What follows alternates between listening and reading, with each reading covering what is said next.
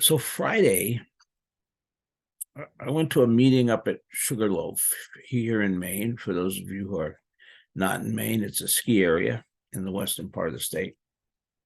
And aside from the meeting, I mean, it is winter up there, and it was snow, and the air was cold and clear and beautiful. It's been several years since I've been in the mountains in the winter, and I I'm gonna have to fix that. I used to go all the time and backcountry ski and snowshoe and things. Haven't since the pandemic. It's like all these things that kind of fell away with the pandemic, but the reason I was there was for a meeting of a group called Moral Movement Maine, that I was involved with back in 2018. And and for those of you who don't remember 2018, it was the height of the Trump administration. It was still the LePage administration here in Maine. And it was a very difficult time. And this group got started. It's a group of clergy. And I first became acquainted with it because a number of them got arrested at Susan Collins' office, and that wound up on the front page of the Portland Press Herald. And a very old and very dear friend of mine who was a rabbi was among the people arrested. And I saw his picture, and I said, "Oh my God, Joshua is involved in this. I better see what's going on." So I did. And then I managed to get arrested the very next week. The start of my criminal career. But then the group, as with other things, dissipated during the pandemic. So I hadn't really had any contact with those friends, colleagues, really more than friends, for a couple of years. And just recently, I got a woman, Jody Hayashida. I don't know if any of you know Jody. She was a UU minister down in Lewiston. She just stepped down from her congregation there to do this project. And she's a wonderful person and somebody that I respect tremendously. So she said, "Would you come to this meeting at Sugarloaf?" And I said, "Sure." And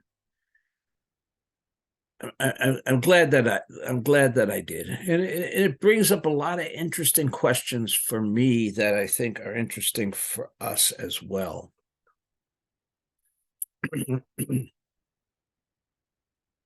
For example, I was the only Buddhist clergy in that movement, and that's not unusual. By and large, Buddhists, and in particular Zen Buddhists, don't get involved in social justice or racial justice issues in a formal sense. And I've talked about this before, I think in part it goes back to our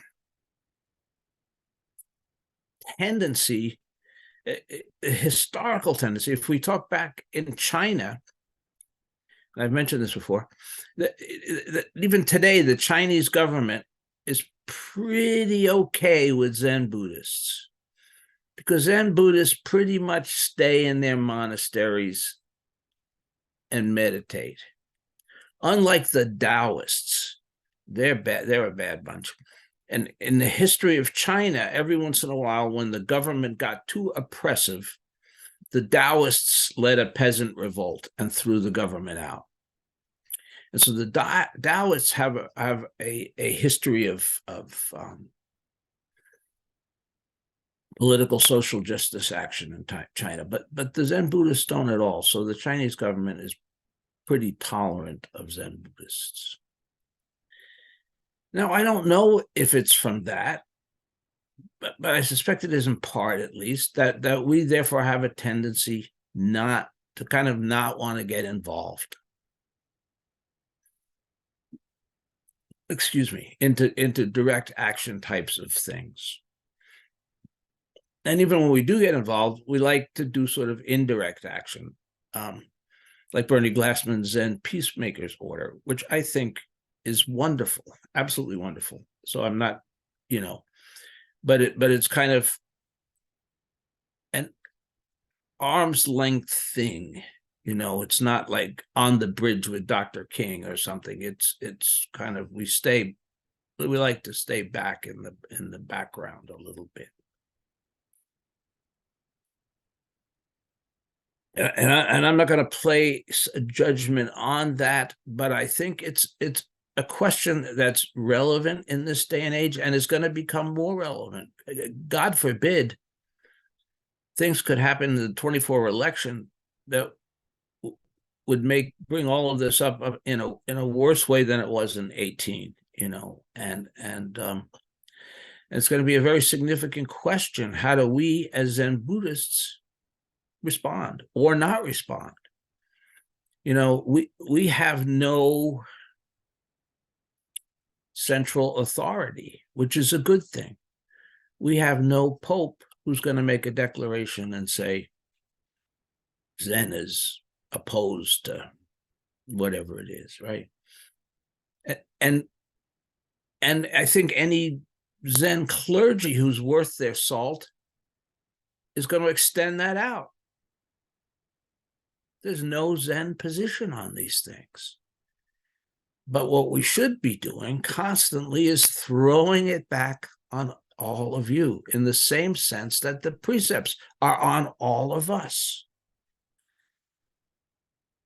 There's nobody who tells us how to live in accord with the Buddhist precepts. Those of you who've taken the precepts and spent the year studying, I think that at least part of what you learned is that the response to the precept is very individualistic, based on what you are called to do by your heart and by your understanding of the Dharma. Not mine, not Stephen Margaret's or Bernie Glassman's or Izumi Roshi's, yours. And in a sense, I mean, that's a kind of responsibility that I think frightens many people. Right? That's why I think right-wing kinds of things develop. It's like the existentialists used to talk about. Freedom can terrify us.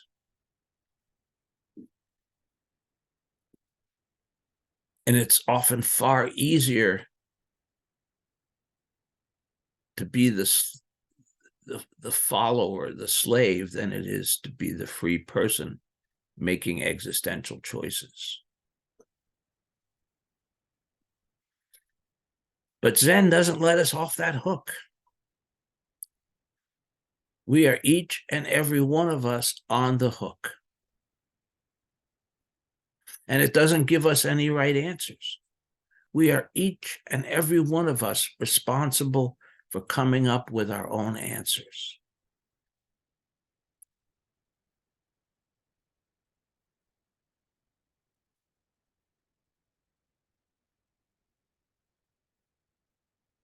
Now, this also brings me to talking about something that I don't know if I've ever talked about it before, which is the dark side of Zen.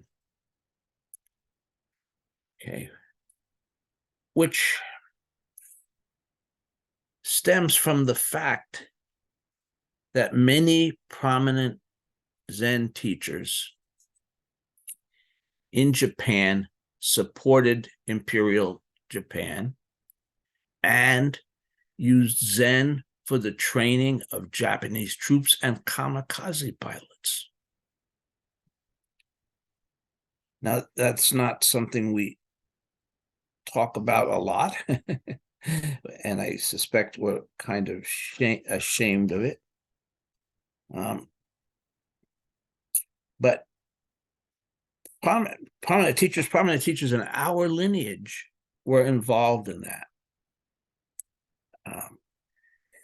And there's a book called Zen in War, or something like that, by a fellow named Victoria, last name Victoria. And including people like D.T. Suzuki, who's such a prominent person in the history of Zen here in North America.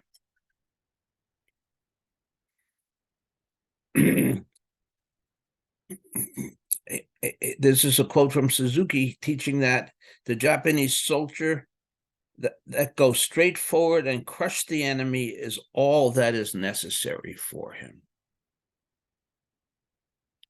Astonishing, right? Hakuin Yasutani, who's in our Sambo Kyodan lineage, a significant figure here in American Zen. Not only did he support Imperial Japan, but he was a noted anti-Semite and is quoted for expressing his hatred of the scheming Jews, even though in all likelihood, he had never met a Jew.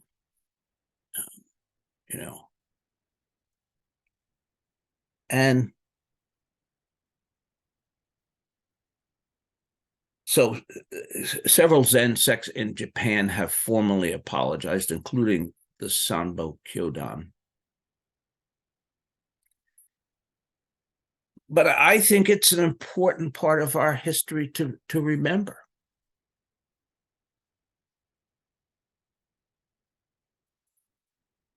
I think sometimes the part of why we Buddhists remain aloof is that we somehow feel morally superior. Now we go, oh, we're not violent, and we're not, we're anti-war, and all of these things, and we don't need to get messy with the other folks that are protesting or that. But we have this very dark part of our history. It's there. I mean, and we talked about this in a little bit different context about how the sort of militaristic flavor of Japanese Zen, some of which we carried to this day into our retreats and so on and so forth. The highly what would say, ritualized and precise kinds of practices that we have that on another level are compatible with the military mindset and have been used as such.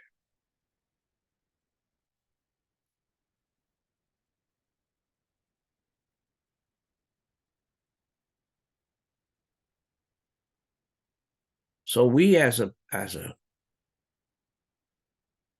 religion, as a group, have no right to claim any moral superiority.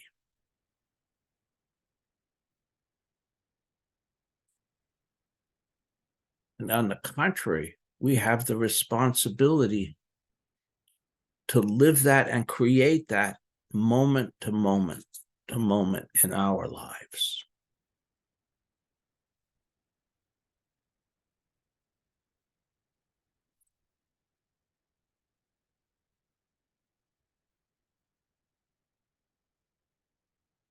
Why don't I pause there? There's something else I want to talk about this morning, but let me pause there and see if that people have any thoughts or questions or.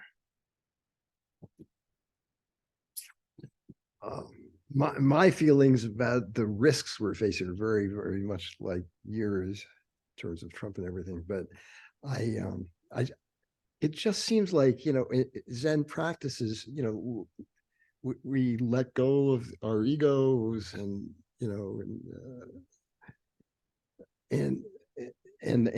thinking dependency on thought and everything. So, but we do have to come back to our egos and dependency on thought to live in the world. And those are what they were, before we practiced Zen. And so, it's just, to me, it seems like just wrong thinking to even think that being a Zen practitioner would sort of fix our thinking in terms of, making it correspond to one way of seeing political environment versus another, and even war and things like that. Our thinking is distorted. And, so it just seems incorrect to expect it to do anything in particular. But I do think it's interesting that it seems like very few Zen people are Trump supporters, really few. And there's something about that. I don't know why, but there you have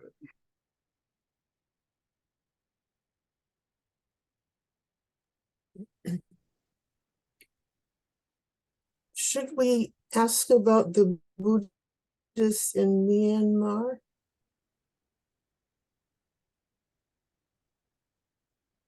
Sure. Do you want to say more, Deborah? It's just their particular situation may have forced them to act in ways that are really foreign to us.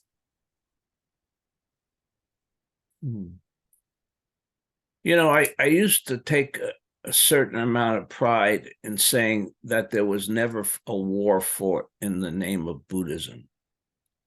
And then Myanmar came along, and we showed that we are as capable of insane violence as any other human being, which goes back to Gary's point, I think. There's nothing about our practice that makes us cease to be human and have the flaws and the foibles that humans have. And therefore, this need to question, this need to be on guard, this need to, take, I think, an active engagement with the questions and to filter things through the context of the precepts and so on, because we are not immune. Well, and I've been thinking, what come to mind was, I've been wrestling with all the violence and the anger, and so I was thinking about Angulimala, and so what I got out of that was that, well, in general, it's a good idea to try not to tell people how to live their lives. I think just the whole idea of Buddha didn't tell Angulimala stop killing all those people, but he was just his Buddha self, and that, I think, was how Angulimala changed, right?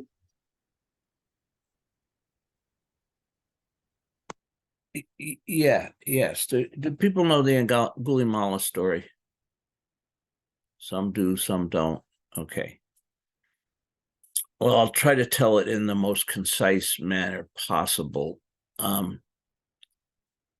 It starts out it's in India in the time of the Buddha, with a young man named Ahimsaha. And Ahimsaha was apprenticed to, I forget what kind of a tradesman he was apprenticed to, but he had this boss, this master that he worked under, and so on and so forth. Anyway, at some point, this man's wife falsely accuses Ahimsa of having had an affair with her. And as a consequence, the master throws him out into the street. And Ahimsa really loved this man. He kind of venerated and respected him. And all of a sudden, he's thrown out and accused of something that he didn't do, and so on and so forth. Okay, so from there, so he turns very, very dark. And he becomes a robber and a murderer. And the longer he pursues this, the more grisly it becomes. And he starts cutting the fingers off of the people that he kills. And he creates this Anguli Mala, this bloody mala made out of the fingers of the people that he has killed. Okay. So this goes on. He's being hunted all over this area of India, all over this province. And one day he sees this kind of old man walking along, and he's, oh, here's my next victim, and he goes after him. And he can't catch up to this old man. It just seems to be walking along. So he starts running. He starts pursuing him as fast as he can, and he still can't catch up. Well, so he now realizes that there's something else at play here. And of course, it turns out that this was Shakyamuni Buddha. And the Buddha, and Gulimala says, help me, teach me, so on and so forth. And the Buddha takes him in. I mean, this is just a really extraordinary story. It's one of the Jataka tales, actually, because everybody else wanted absolutely nothing to do with this man. Buddha took him in. And in the Sangha, kind of what Molly alluded to, he transformed completely, to the point that some time later, years later, or who knows how long, the army comes looking for Angulimala. They see Shakyamuni. They say, have you seen this guy? And Shakyamuni says he's not here. And I think the idea was that he's being honest because he is now so transformed that he's no longer this horrible murderer. It's an extraordinary story, and in itself is a lot of moral questions.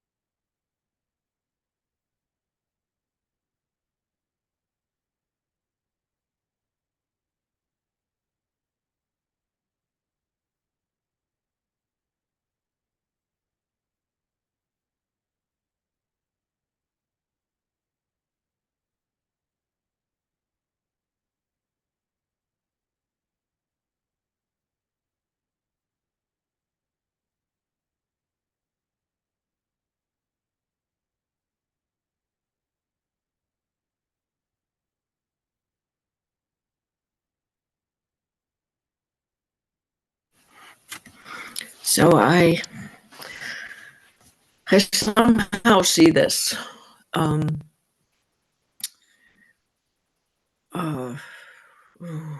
me see if I can articulate this. In our opening, or in the Gatha of Atonement, all hurtful karma ever committed by me, sins of old. In saying that, I have to take responsibility for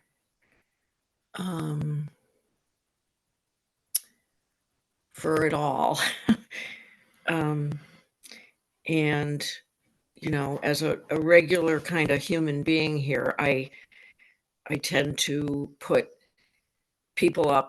other people up on pedestals, and have expectations, and people fall off their pedestals, and I have to know that I'm really believe that I'm capable of anything. And I really mean that. I'm capable of anything. And So my practice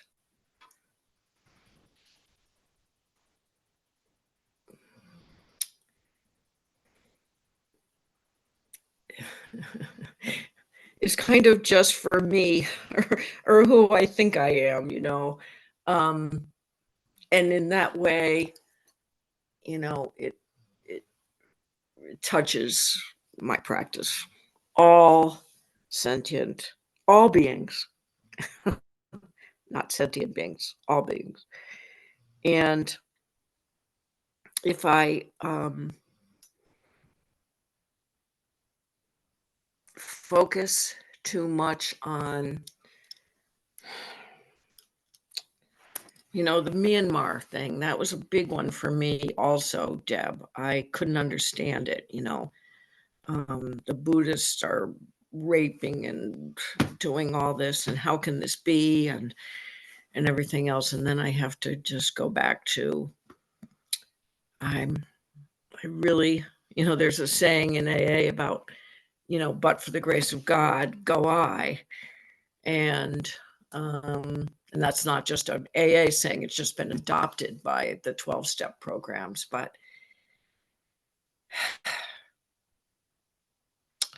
so my practice just has to be, you know, sitting and doing,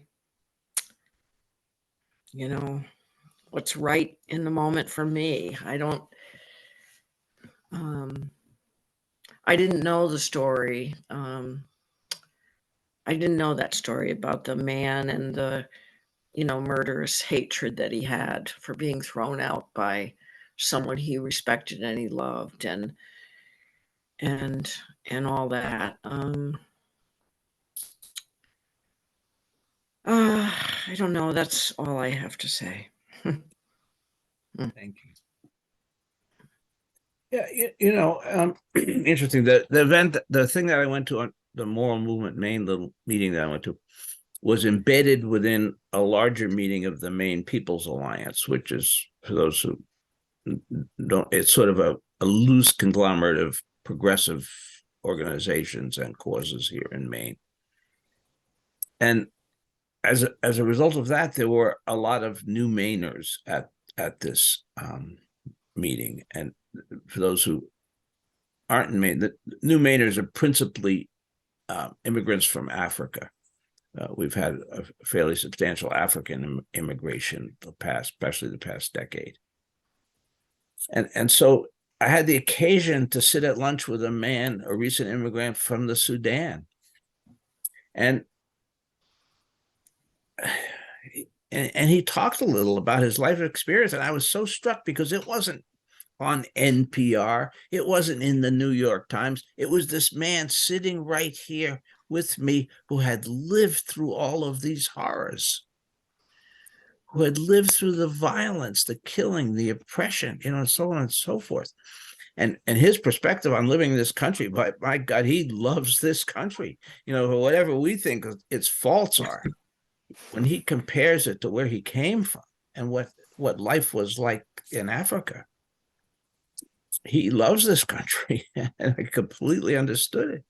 But I think it's, you know, again, it's like we get, you know, we can be isolated from these things very easily. And as Kathy was talking about, we can sort of isolate ourselves from them. You know, I would never do that. I would never treat another person that way. And the real answer is I've just never had the circumstances that, you know, I've never been in that moment yet. You know, and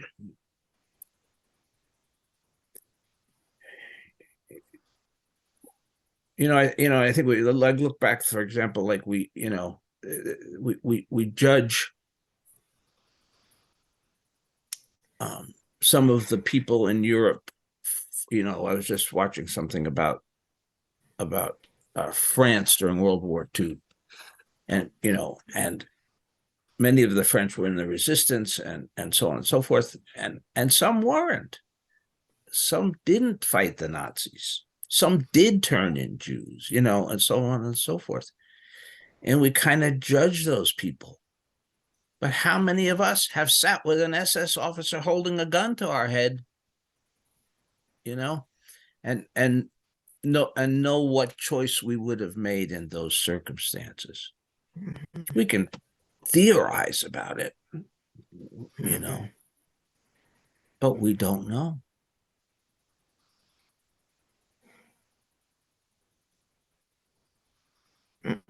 We don't. We don't.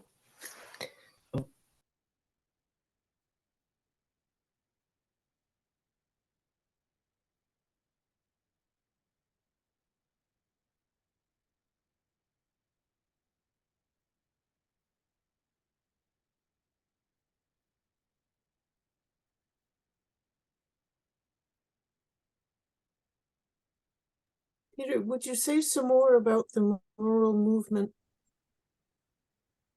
that you were part of? What you talked about, what your, why you were there? Well, yeah, I can a little bit. I mean, we're kind of reforming, and we're trying to I think we're trying to figure out who we are and why. But I think that the basic premise is that as clergy, we have some responsibility to use our voice for, well, in the Buddhist terms, the benefit of the suffering, you know, and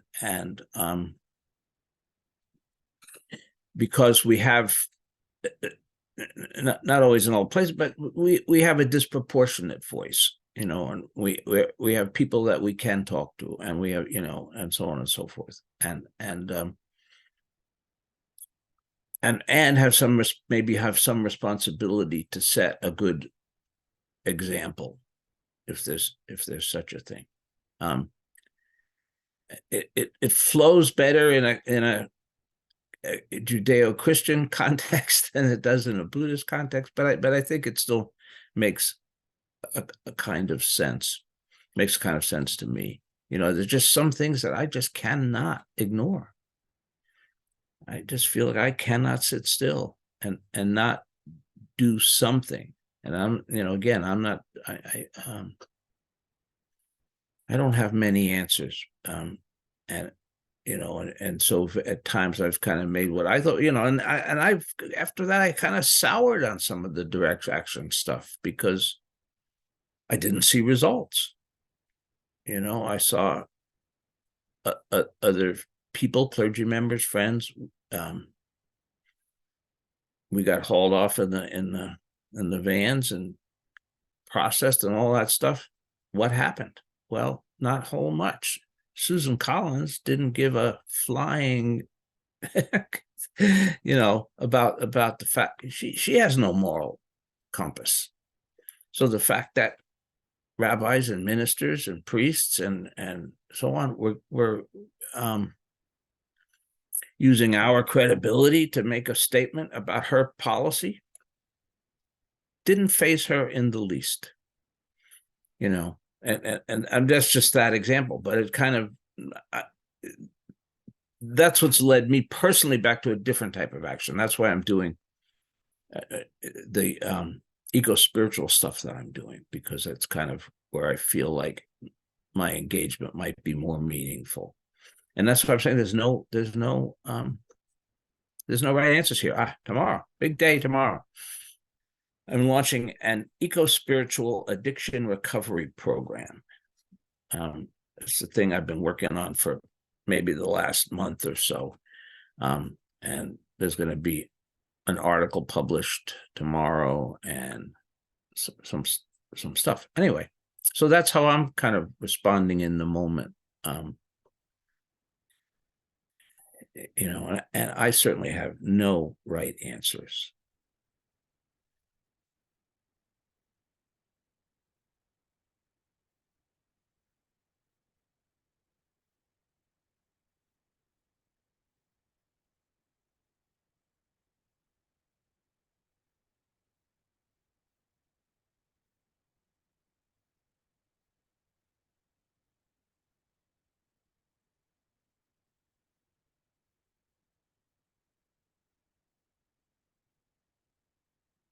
mean, I'll go further. I would say that when we have right answers, we're in trouble.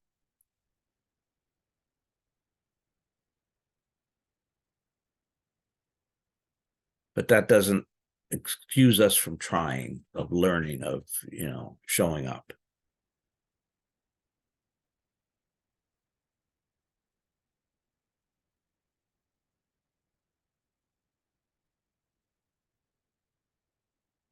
Which kind of segues me into the other thing I wanted to talk a little bit about this morning, and I think it actually connects in a way.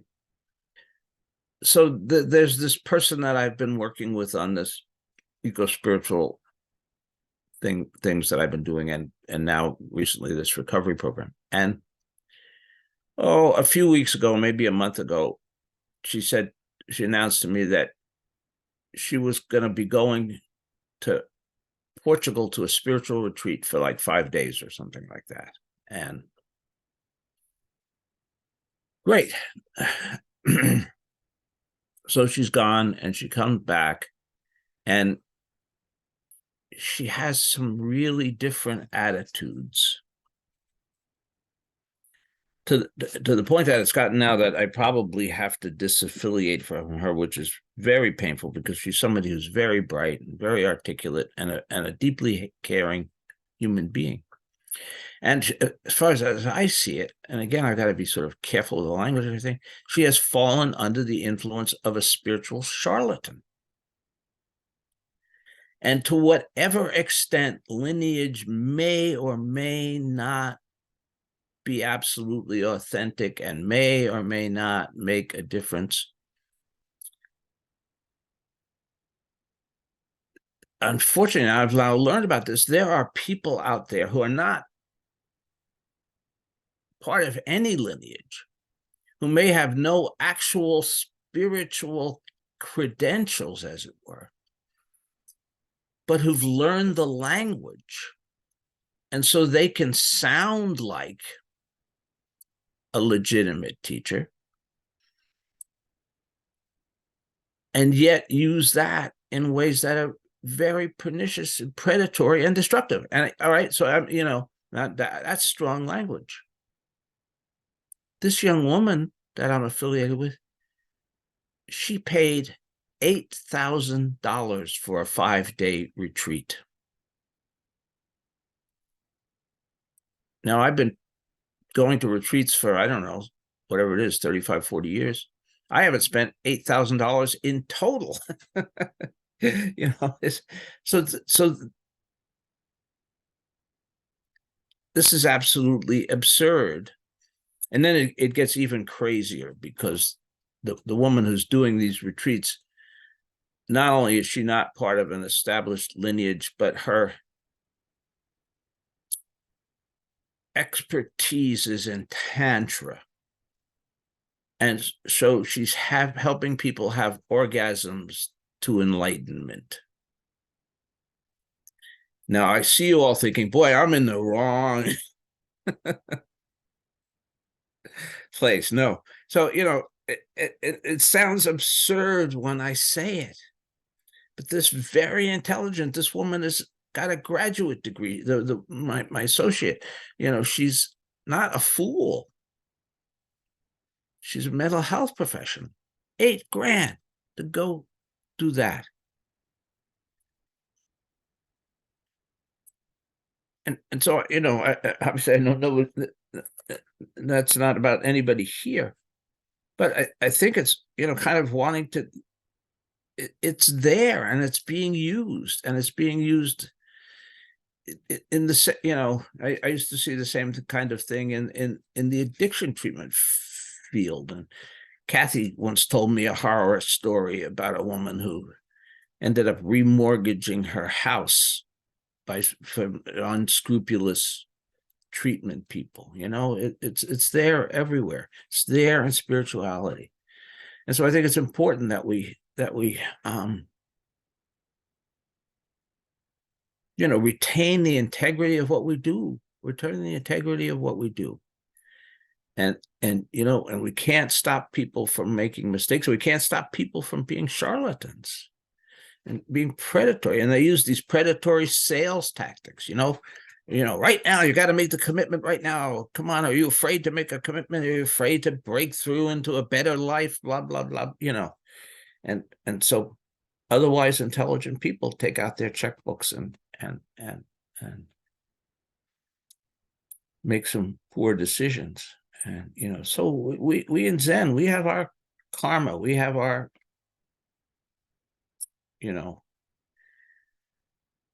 we've approached that. There was a time when Bernie and Gempo were charging $5,000 for a retreat that they were essentially guaranteeing enlightenment.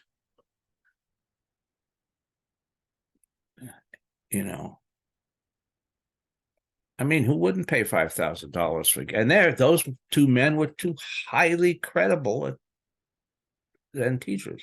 So we're not immune from it either. Maybe that's how this ties back to the other piece. We're not immune from any of the flaws.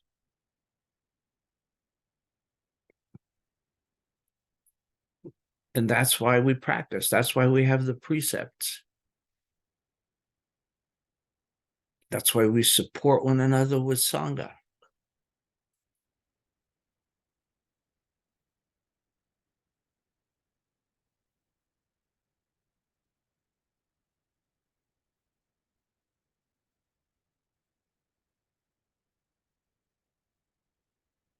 Any of you are really serious about enlightenment, I'm going to give you my bank account numbers now, and you can make a substantial deposit, and it'll happen.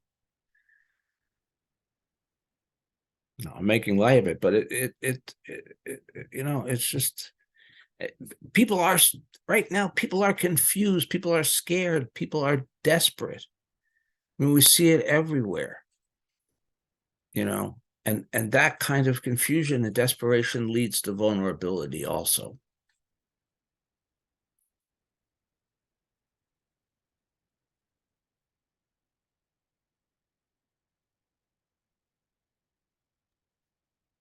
Peter, if I may, and I haven't given this a great deal of thought, so I apologize on what's going to end up being more of a rambling.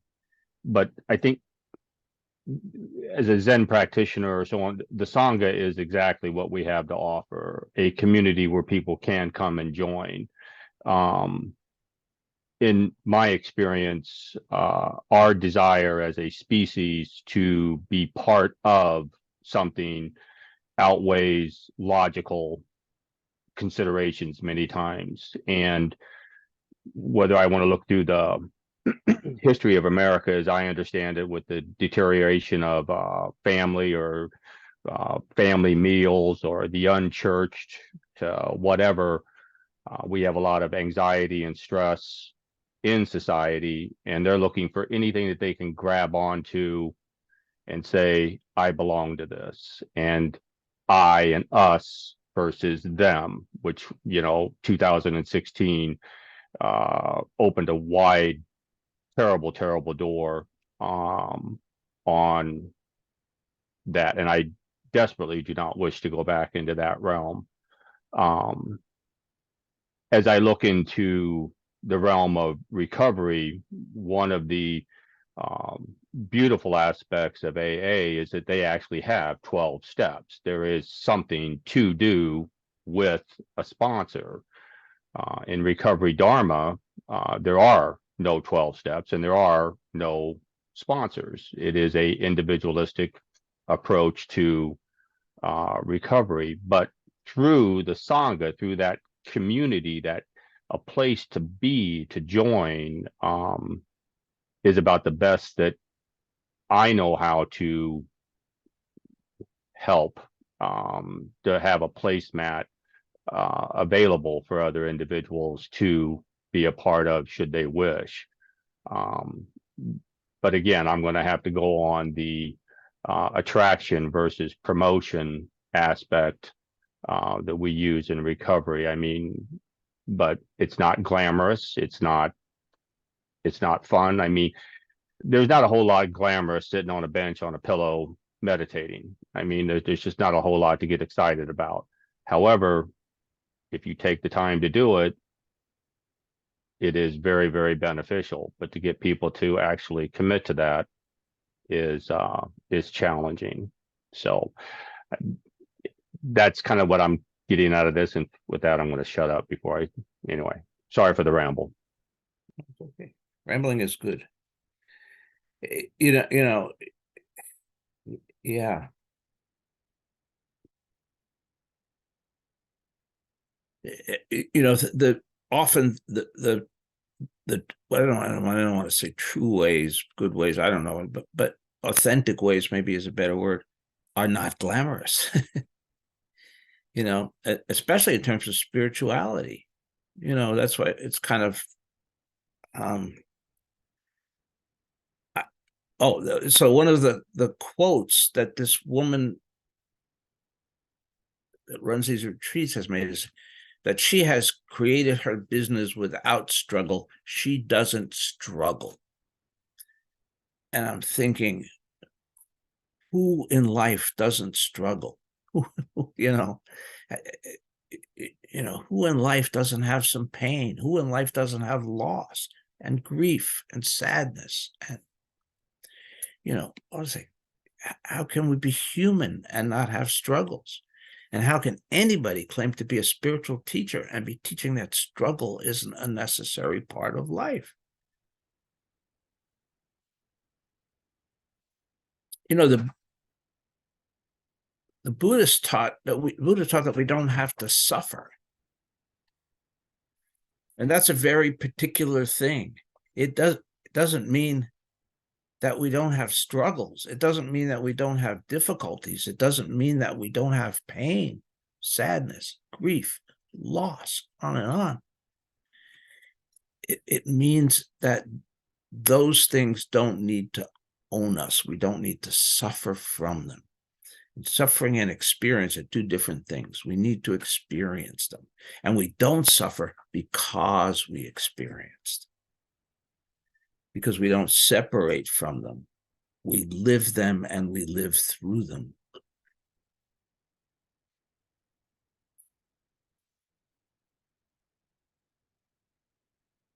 We see this very clearly in the case of trauma. The way to heal trauma is not to ignore it or pretend that it doesn't exist. The way to heal trauma is to go through it, is to talk about it, is to acknowledge it, and so on and so forth. That's the basis of at least classic forms of trauma therapy, right? And if you try to not do that, you try to short circuit, go around, it lives under the surface and all kinds of things happen. Depression, addiction, anxiety, anger, fear, all these things exist because we go around rather than we go through.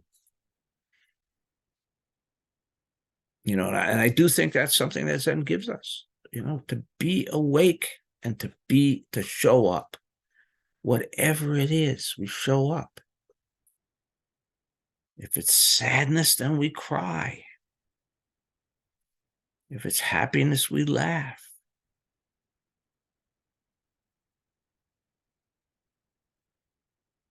If it's difficulty, we gird our loins and face the difficulty. We get in a lot of trouble when we pretend that we don't have to do those things. Or back to Kathy's point, when we pretend that we're not vulnerable to mistakes, even catastrophic ones.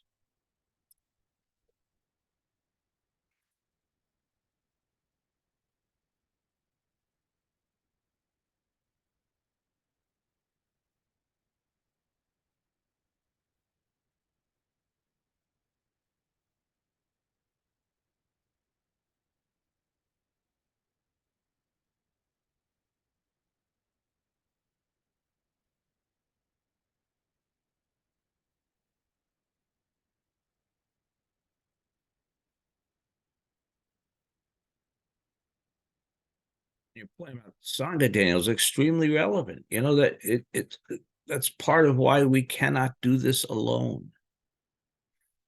We need the support of others. We need the compass from others. You know, we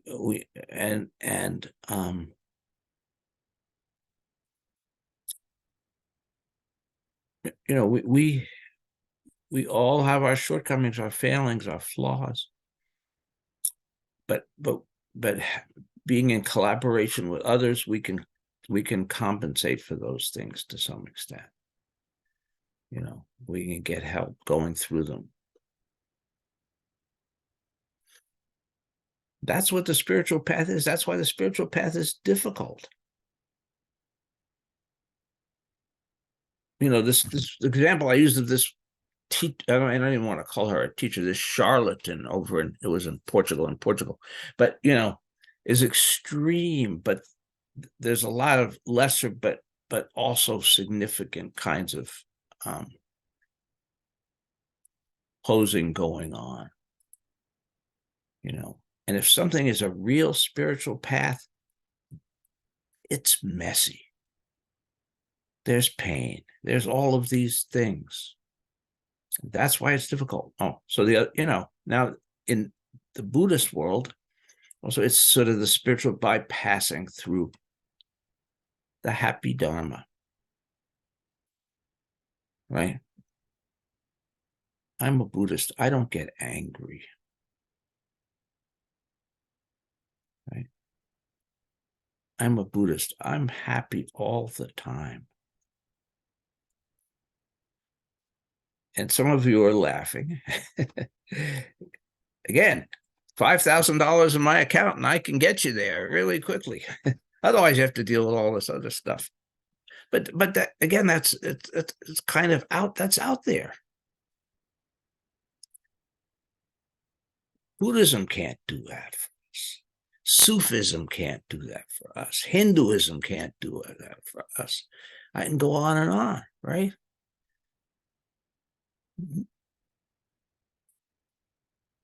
There are ways in which we can engage differently with this human experience through spirituality, but it doesn't bypass. It's ultimately always involves going through.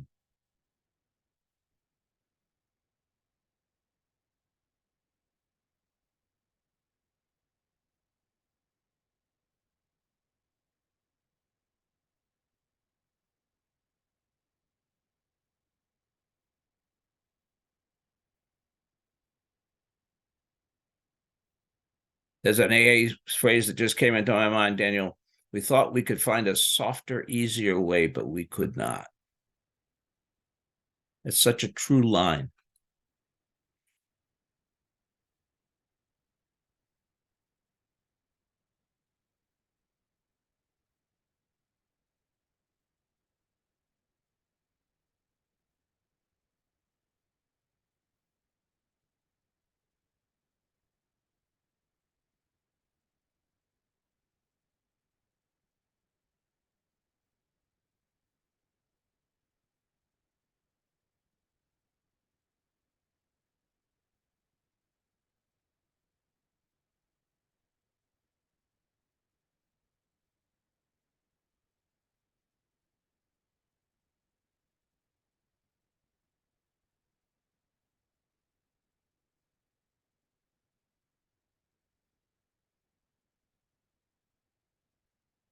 Any final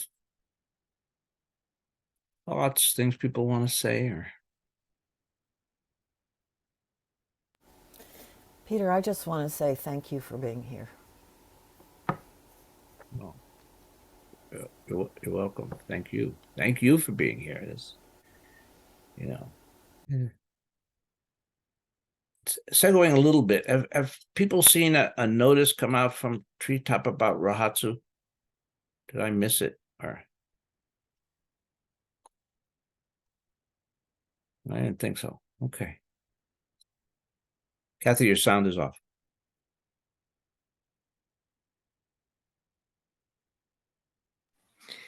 You mean about signing up for the retreat?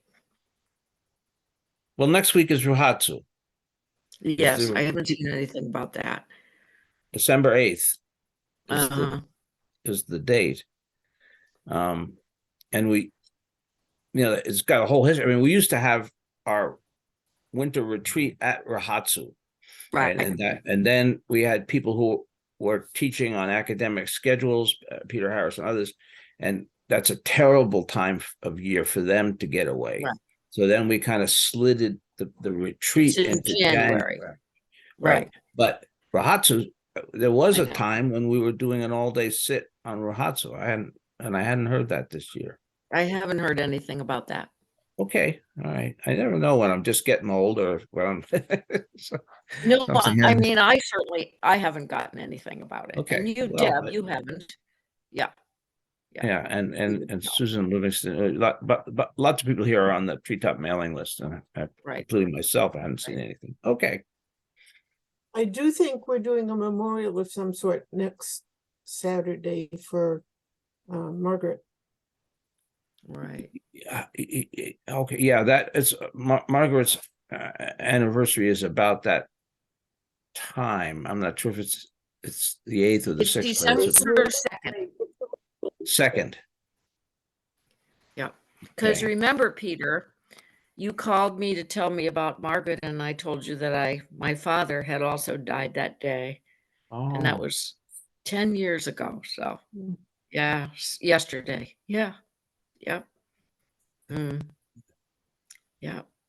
So okay. it's the second, December The 2nd. 2nd. Yeah, well, I didn't think she died on Rahatsu, but it was No, she didn't. I was just remembering that the memorial service, yeah, is next weekend, Deb. Okay. hmm did people get a notice of that? I don't remember seeing a notice of that. Mhm. Okay.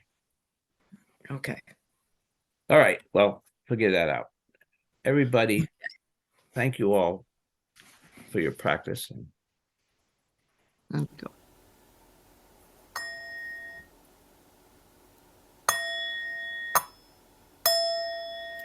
Creations are numberless.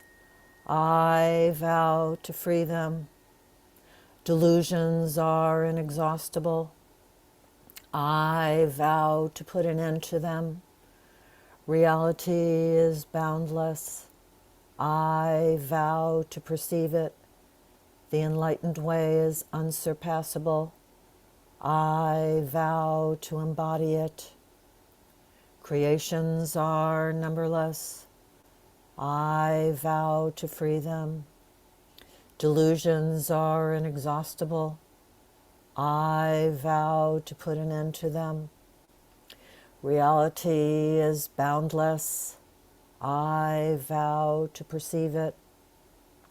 The enlightened way is unsurpassable. I vow to embody it. Creations are numberless. I vow to free them. Delusions are inexhaustible. I vow to put an end to them. Reality is boundless. I vow to perceive it. The enlightened way is unsurpassable. I vow to embody it.